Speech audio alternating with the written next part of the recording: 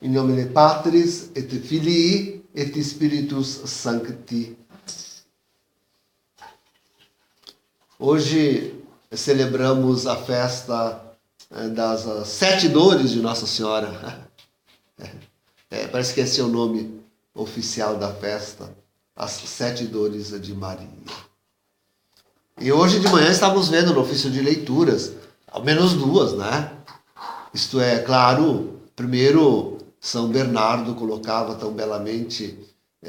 Mas antes disso eu queria dizer, eu lembrei de fazer uma distinção, uma comparação com a festa de ontem. Porque a festa de ontem, exaltação da Santa Cruz, duplicata da Sexta-feira da Paixão, mas eu dizia, no seu aspecto alegre, triunfal, exultante, a exultação. E ali íamos ao máximo da exultação, que é justamente a divindade do Senhor. Em contraste, a festa de hoje é de dor mesmo, é de morte. Que interessante. Ontem, na festa do Filho, lembrávamos os aspectos gloriosos e exultantes. Hoje, na Mãe, é só o padecimento, só a tristeza, só a morte. E lembrando, como dizia o ofício de leitura, as belíssimas palavras irrepetíveis, insuperáveis de São Bernardo, ele apontava já das 7, ao menos, para se identificar ali, 2 sofrimentos de Maria. Um, claro, já anunciado, como nós ouvimos também, enfim, por Simeão, quando Nenê levou Jesus, Nenê ao templo. Então, ali o anúncio daquilo que São Bernardo chama o martírio de Maria. Aquelas palavras ardentes e belíssimas de São Bernardo, mostrando bem como, de fato, enquanto padecia Jesus na cruz, e até depois, quando já no corpo não podia padecer, morria, padecia Maria. Este martírio. Mas a mim queria hoje falar do outro martírio que também São Bernardo falou, que foi aquela troca de filhos. Isto é, do Filho Divino, Jesus, nosso Senhor. Maria recebe João. Recebe a João como filho. E João recebe a todos nós. Recebe a Santa Igreja, recebe a humanidade. E isso é que me interessa refletir hoje. Esta última dor é aquela que permanece, como que cravada perpetuamente, ou pelo menos até o retorno de Jesus no coração de Maria. A dor pela descendência de Jesus. A dor pela igreja, pela humanidade. E é esta a dor que nós vemos a Maria até hoje sofrendo. E parece que esta paixão, agora eu digo a paixão da igreja, não encontra sossego nem termo. E não encontrará, com certeza, até o retorno do Senhor. E vão se acrescentando dores a dores. Vejam, é uma agonia sem fim. Primeiro, e coloquemos nesta ordem, vem aquele secretário de Bento XVI, o arcebispo Jorge, dizendo naquela entrevista, e várias entrevistas depois, mostrando como que uma intenção de Bento XVI é de, afinal, não renunciar, porque queria continuar, de alguma forma, sendo Papa, como de fato se vê, até porque conserva não só as vestes papais, senão que também o título Papa Emérito, coisa que inexiste no direito canônico. Não existe, não existe. Mas depois isso vem como que desmentido de novo. Agora por um novo livro, entrevista que Bento XVI concede e que será publicado somente agora em outubro. Que seria como que o seu testamento final. Não é esse o título do livro, mas é como se fosse realmente o seu testamento final. E aí, pronto, de novo temos como eu já falei, saiu a notícia, saiu uma reportagem do autor desse livro, entrevista, adiantando um pouco o assunto e expondo justamente aqueles dois pontos, isto é, foi válida a renúncia de Bento XVI e o segundo ponto, ele ainda elogia Francisco. O seu digno, credo, que horror, o seu digno sucessor, que horror dizer isto, que horror, me causa náusea dizer isto, que Francisco é digno sucessor. Imagina um falso profeta ser digno sucessor. Por favor, isso me causa náusea.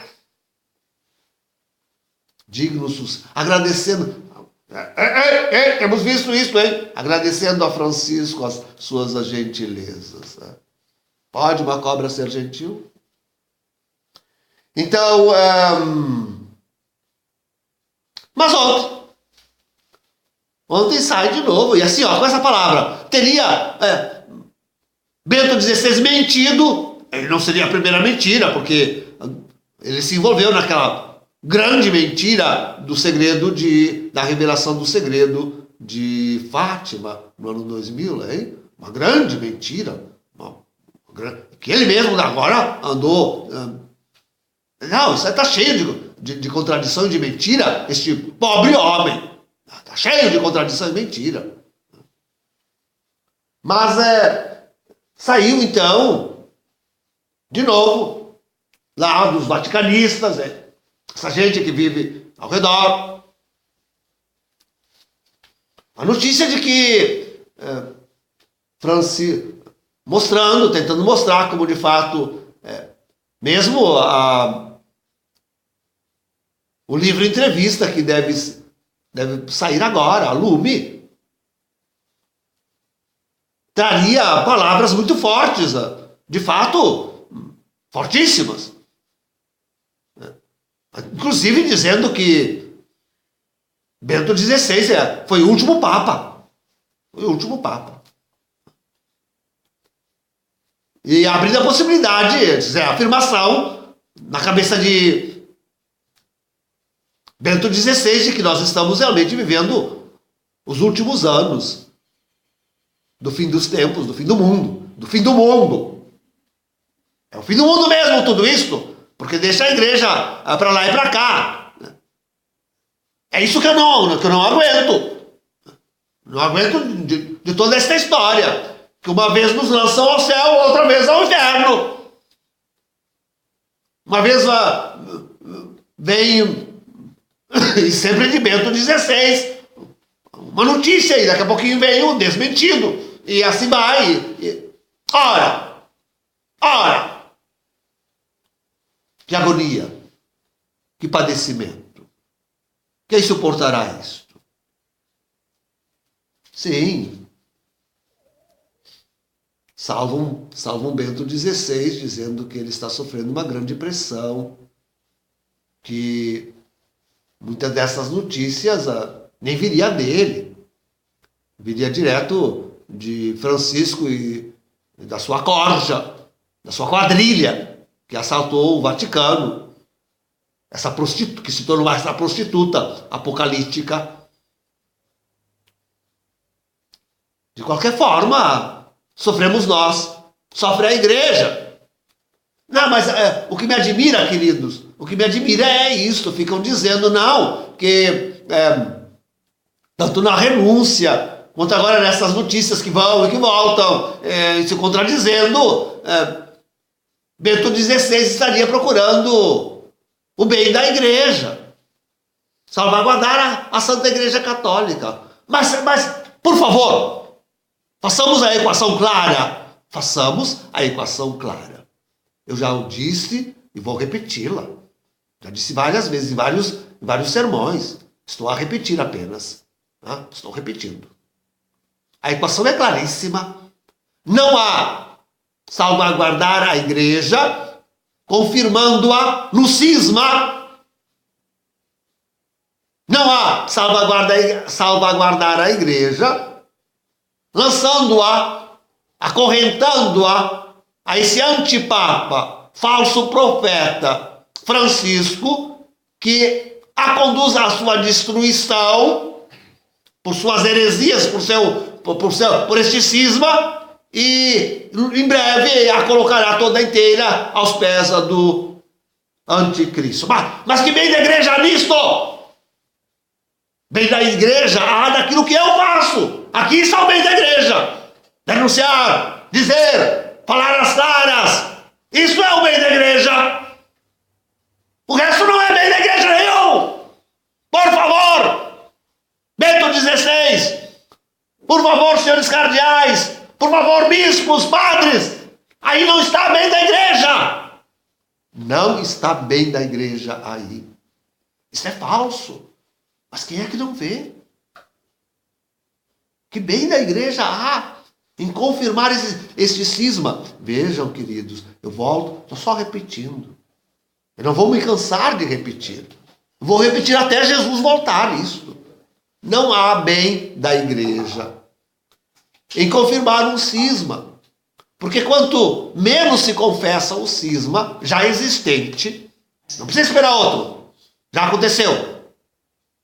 E não só com Amoris Letícia, mas com tudo aquilo que esse homem, esse demônio que está lá no Vaticano, vestido de papa, faz. Quer dizer, e quanto menos Bento XVI, cardeais, bispos, padres, denunciam isto, menos se dão conta disto, menos falam disto, maior é o cisma. Maior é o cisma. Porque, assim, o maior número de fiéis fica aí à deriva deste homem, das suas insanidades, e são conduzidos por ele aos pés serão conduzidos por ele aos pés do anticristo. Não há bem da igreja aí. O cisma é cada vez maior. Quanto mais o tempo passa e menos a denúncia de que estamos vivendo um cisma na Igreja Católica, que esta contra-igreja que está com Francisco, rezando o Nacum com ele, que esta contra-igreja, ela é a igreja que estará aos pés do anticristo, distinta da verdadeira Igreja Católica, pela qual estamos nós, e nesse nós não está Bento XVI, nesse nós não estou vendo cardeais, nesse nós não estou vendo bispos, padres ainda alguns. Dizem que há muitos bispos, mas que estão aí com medo, silenciando. Não há bem nisto, não há bem nisto. Hoje a coisa tem que ser dita às claras, assim como eu o faço. Não tem outro jeito. Não pode ser às escondidas. Não pode. Tem que ser bem forte, claro, firme. Só aumenta o cisma. Isto só aumenta o cisma. Este é o ponto. Terrível. Não há bem na igreja, aumenta o seu calvário, a sua morte, a sua dor. Não há bem na igreja, manter a igreja do lado de Francisco e depositá-la aos pés do anticristo. Nisto não há bem para a igreja. Porque esta não é a igreja verdadeira de Cristo. Essa não é a igreja que Cristo fundou, sob o fundamento dos apóstolos. Não é a igreja dos seus sucessores, nem de Pedro, nem dos outros apóstolos, nem dos presbíteros que Jesus colocou sobre a sua igreja. Não há o bem, não há o bem. Então, queridos, nesse dia das dores de Maria, podemos afirmar esta 7ª ou 8ª dor sua, que no fim dos tempos, haja tanta confusão, haja tanta dor, haja tanta morte espiritual, que é a pior das mortes, justamente na Santa Igreja Católica. Maria, que acompanha a nossa história, que está conosco, mãe desvelada, que nos assumiu lá na cruz, nos assumiu mesmo. Ela está conosco, constantemente. Ela está sofrendo de novo aquelas mesmas dores que sofreu ao ver padecendo e morrendo o seu filho. Ela está sofrendo. E fala, e grita, e chama, e convida a humanidade, e nós não temos respondido. Nem por penitência, nem por oração, nem por conversão. Aumentamos antes a sua dor com a nossa indiferença, com a nossa desobediência, com o nosso ódio ao Cristo e a Deus. Quanta dor nesta mãe, quanta dor. Em nome do Pai, do Filho e do Espírito Santo.